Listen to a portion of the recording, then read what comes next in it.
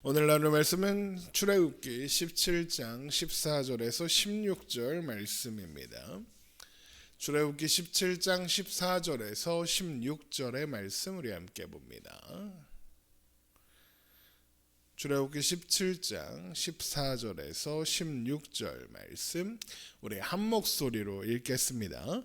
여호와께서 모세에게 이르시되 이것을 책에 기록하여 기념하게 하고 여호수아의 귀에 외워 들리라. 내가 아말렉을 없이 하여 천하에서 기억도 못하게 하리라. 모세가 제단을 쌓고 그 이름을 여호와 니시라 하고 이르되 여호와께서 맹세하시기를 여호와가 아말렉과 더불어 대대로 싸우리라 하셨다 하였더라. 아멘. 이스라엘 백성들이 무리바에서 하나님이 그들 중에 계신가 안 계신가 시험했습니다. 이것은 단순히 하나님이 그들과 함께 계시는가 이 문제가 아니라 하나님께 어디까지 믿고 맡길 수 있는지, 의지할 수 있는지, 어디까지 하나님을 신뢰할 수 있는지에 대한 시험이다라고 말씀드렸죠. 그런 이스라엘 백성들의 질문에 대한 하나님의 대답은 그 삶 전체, 그 운명 전체라는 것입니다. 그래서 원망하고 시험하는 이스라엘 백성들에게 그저 물을 주시는 겁니다. 지금 이스라엘 백성들이 걸어가는 모든 여정이 하나님을 알게 하시려는 하나님의 의도와 목적 가운데 있었으니까요. 오늘 말씀으로 이어지는 아말렉과의 전투도 그런 맥락 속에 있습니다. 출애굽기 17장 8절입니다. 그때 아말렉이 와서 이스라엘과 르비딤에서 싸우니라. 이 르비딤이라는 장소는 호렙산 근처에 있는 장소로 이스라엘 백성들이 호렙산에 있는 반석을 쳐서 나온 물을 마신 곳이었다고 합니다. 그러니까 아말렉은 이스라엘 백성들이 물을 얻고 기뻐하고 있던 그때 공격해 온 겁니다. 그런데 하나님은 능히 그 어떤 세력도 이스라엘에게 싸움을 걸 생각조차 하지 못하게 하실 수 있으시겠죠.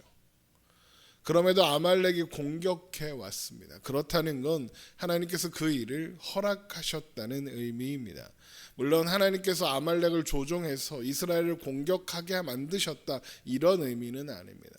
아말렉은 자기들 나름대로의 목적을 가지고 이스라엘을 공격해 왔을 겁니다. 자신들의 영역이라고 생각하는 부분을 지키기 위해서일 수도 있고 호렙산에서 발원한 물이 모여있는 르비딤이라는 오아시스를 차지하기 위해서였을 수도 있습니다. 물론 하나님은 그런 시도조차 할 수 없게 만드실 수 있죠. 하지만 막지 않으셨습니다. 그렇다는 건 이 싸움에도 의미가 있고 목적이 있다는 뜻인 겁니다. 그러면 이 싸움의 의미와 목적이 무엇이겠습니까? 지금 이스라엘 백성들이 걸어가는 모든 여정의 목적과 같습니다. 하나님을 알게 하는 것. 하나님은 나의 삶 전체를 책임지시는 분이며 모든 일에 나를 위하시는 분이라는 것. 그러므로 하나님만 의지하고 바라보며 신뢰하면 된다는 것을 알게 하시려는 방법이라는 겁니다. 그래서 이런 장면이 연출되는 겁니다. 출애굽기 17장 9절입니다.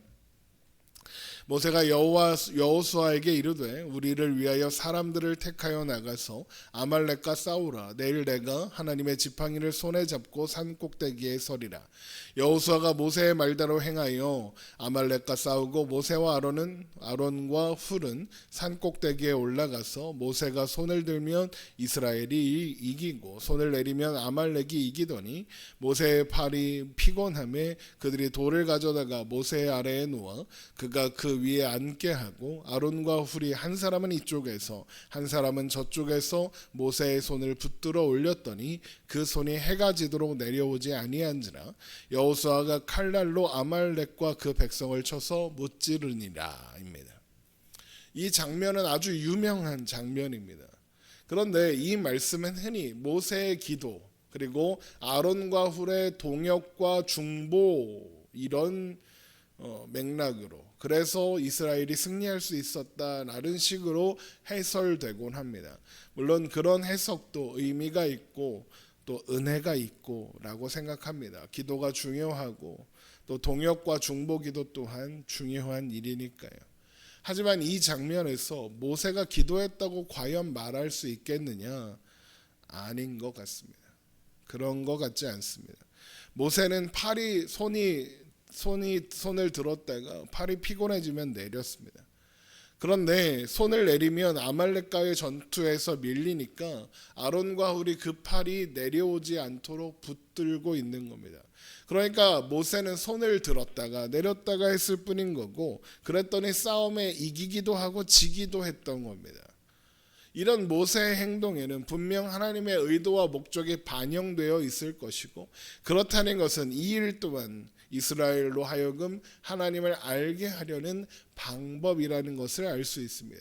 그러면 하나님은 이 장면을 통해 무엇을 보이시고 무엇을 가르치사 무엇을 알게 하시려는 거겠습니까? 먼저 이 장면에서 우리가 주목해야 하는 것은 하나님께서 아말렉과의 싸움에 이스라엘 백성들을 내보내셨다는 겁니다. 잘 생각해 보십시오. 하나님은 이제까지 이스라엘 백성들의 싸우라고 하신 적이 없습니다.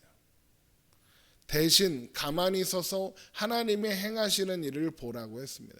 애굽의 군대가 몰려올 때 하나님은 이스라엘 백성들 가운데 군대를 추려서 맞서라고 하지 않으셨습니다.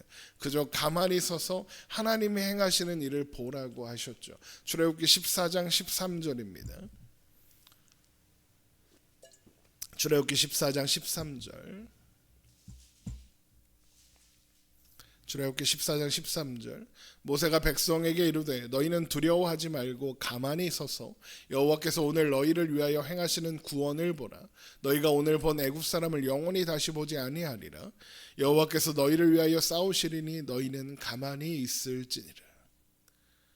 그런데 아말렉이 공격해 오는 이때에는 나가서 싸우라고 하십니다. 그것도 무슨 기드온의 300용사처럼 하나님이 직접 싸울 사람을 골라주시는 것도 아닙니다. 이스라엘 백성들에게 너희들이 직접 싸울 만한 사람들을 골라서 택해서 싸우라고 하십니다. 출애굽기 17장 9절 봅니다. 모세가 여호수아에게 이르되 우리를 위하여 사람들을 택하여 나가서 아말렉과 싸우라. 내일 내가 하나님의 지팡이를 손에 잡고 산 꼭대기에 서리라입니다. 그러니까 하나님은 뭔가 이제까지와는 다른 방식으로 이 일에 대처하게 하시는 겁니다. 그러면 이렇게 하시는 이유를 알기 위해서는 이스라엘 백성들이 이 장면에서 이제까지와는 뭔가 다른 점이 있다는 것을 눈치채야 합니다. 뭐가 다른지 아시겠습니까? 이스라엘 백성들이 이제까지 보였던 모습과 다른 모습이 하나 있습니다. 뭐가 다르냐? 이스라엘 백성들이 애굽의 군대가 뒤쫓아오고 앞에 홍해가 있을 때 어떻게 했습니까? 하나님을 원망하고 불평했습니다. 물이 없을 때 어떻게 했습니까? 하나님을 원망하고 불평했습니다. 먹을 것이 없을 때도 그렇게 했죠. 그런데 지금 이 장면에서는 아말렉이 이스라엘을 공격해 오는데 이 장면에 이스라엘 백성들은 원망도 불평도 하지 않습니다. 그리고 하나님께서 너희들이 직접 싸울 사람을 골라서 나가서 싸워라 하십니다.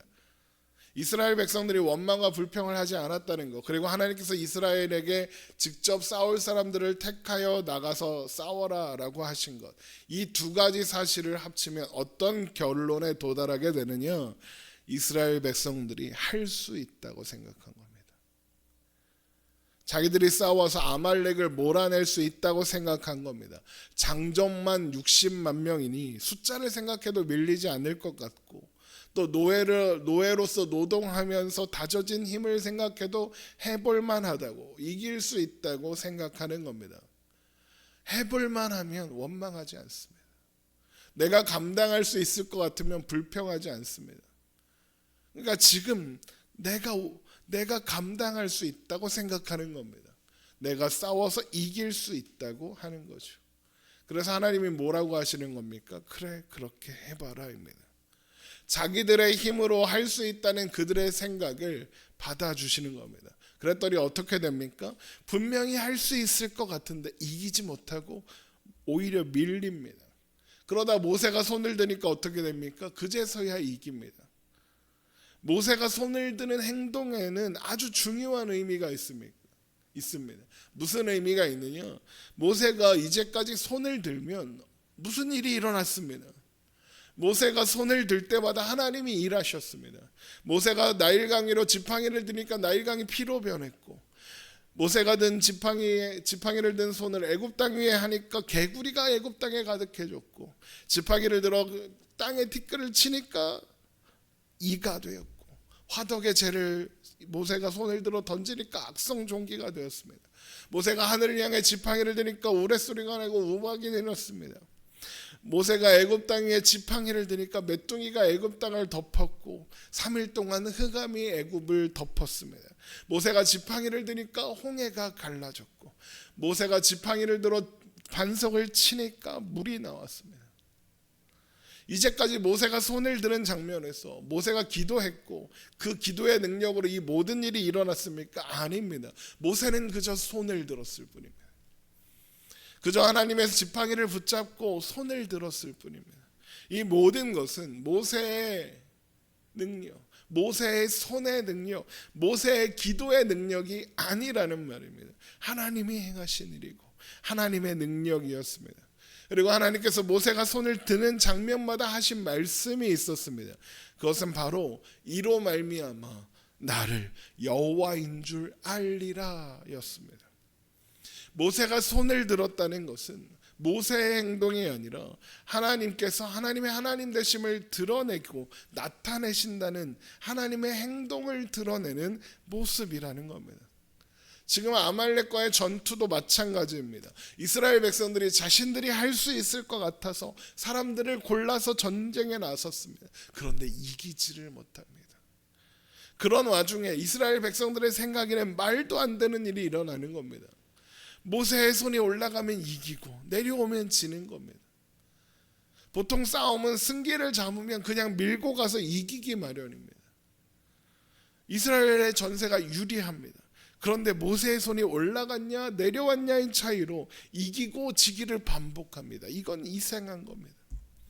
이스라엘 백성들이 생각하기에 자기들이 열심히 싸우면 이길 수 있을 것 같은데 아무리 열심히 싸워도 모세의 손이 내려와 있으면 지는 겁니다.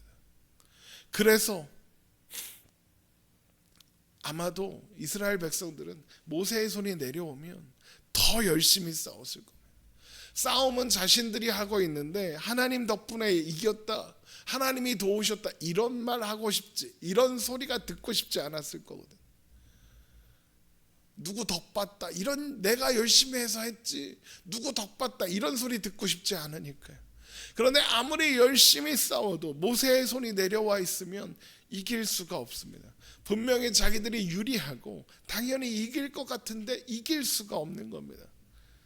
보통 이길 것 같은데 못 이기면 어떻게 됩니까? 힘이 빠지고 빨리 지칩니다. 할 수 있을 것 같은데 못하면 지칩니다. 이스라엘이 안 지쳤겠습니까? 지쳐갔을 겁니다. 그러면 어떻게 됩니까? 이스라엘의 기세가 꺾였겠죠. 그러면 아말렉이 이스라엘의 기세가 꺾인 것을 알고 더 맹렬히 공격해 왔을 겁니다. 그러면 이건 무조건 지는 겁니다. 기세가 꺾였고 상대가 기세가 올랐습니다. 그런데 그때 모세의 손이 올라갑니다. 그러면 어떻게 됩니까? 이기는 겁니다. 질 것 같다고, 이미 끝났다고 포기할 때 이기는 겁니다. 모세가 손을 들었다는 이유로만요. 그걸 몇 번 반복하다가 모세의 손이 결국 내려오지 않게 되니까 아말렉이 완전히 물리칠 수 있는 겁니다. 출애굽기 17장 13절입니다. 여호수아가 칼날로 아말렉과 그 백성을 쳐서 무찌르니라. 분명 이스라엘 백성들 자신들이 용사가 될 만한 사람들을 골라서 나가서 싸웠는데 자기들이 싸워서 이겼다고 말할 수 없는 상황이 된 겁니다. 하나님이 승리를 주셨다라고 밖에 말할 수가 없는 겁니다. 그래서 하나님이 이 일을 책에 기록하여 기념하게 하고 전투를 지휘한 여호수아의 귀에 외워 기억하게 하라고 하나님께서 아말렉을 없이 하여 천하에서 기억도 못하게 하시겠다라고 말씀하시는 겁니다. 출애굽기 17장 14절입니다. 여호와께서 모세에게 이르시되 이것을 책에 기록하여 기념하게 하고 여호수아의 귀에 외워 들리라. 내가 아말렉을 없이 하여 천하에서 기억도 못하게 하리라. 왜 하필이면 여호수아의 귀에 외워 들리라고 하였을까요? 아마도 제일 앞장서서 우리가 나가서 싸울 수 있습니다, 그러면 이길 수 있습니다 라고 주장했던 사람이 여호수아일 겁니다. 그래서 그 일을 여호수아에게 맡겼겠죠. 그리고 하나님께서 이제 이 있었던 일을 기록하여 여호수아의 귀에 외워 들리라, 여호수아가 잊지 않게 하라고 합니다. 여호수아가 이 사건을 잊지 말아야 한다는 겁니다. 왜 이 사건을 여호수아가 잊으면 안 됩니까? 훗날 그가 모세의 뒤를 이어 이스라엘을 이끌어야 하기 때문입니다. 가나안 정복 전쟁을 수행해야 합니다. 그래서 그 모든 일은 여호수아의 힘으로, 숫자의 많음으로, 전투력으로 하는 게 아니라 하나님의 능력으로, 하나님의 도우심으로, 하나님의 은혜로 한다는 것을 이때부터 알리시고 기억하게 하신 겁니다. 또한 그래서 모세가 그곳에 제단을 쌓고 그 이름을 여호와 니시라고 하는 겁니다. 출애굽기 17장 15절입니다. 모세가 제단을 쌓고 그 이름을 여호와 니시라 하고, 여호와 니시는 여호와는 나의 깃발이다 라는 의미로, 여기에서 깃발은 적과 싸우다 패하여 희망이 없는 패잔병들에게 그들을 돕기 위해 오는 지원군의 깃발, 그래서 이제 승리할 것이라는 소망을 가져다 주는 깃발을 의미하는 겁니다. 그러니까 여호와 니시는 하나님이 구원과 승리와 소망의 깃발이 되신다는 의미가 되는 겁니다. 결국 하나님은 아말렉과의 이 싸움을 통해서 하나님만이 도움이시며 하나님만이 소망이시며 하나님만이 능력이시라는 것을 이스라엘 백성들은 하나님이 아니면 아무것도 할 수 없는 존재라는 것을 알리시는 겁니다. 그래서 출애굽기 17장 16절에 이르되 여호와께서 맹세하시기를 여호와가 아말렉과 더불어 대대로 싸우리라 하였더라 라고 하는 겁니다. 하나님께서 대대로 아말렉과 싸우겠다고 맹세로 보증하셨습니다. 이게 무슨 의미겠습니까? 하나님께서 대대로 이스라엘 백성들의 구원과 승리와 소망이 되시겠다는 겁니다. 그걸 기억하라는 겁니다.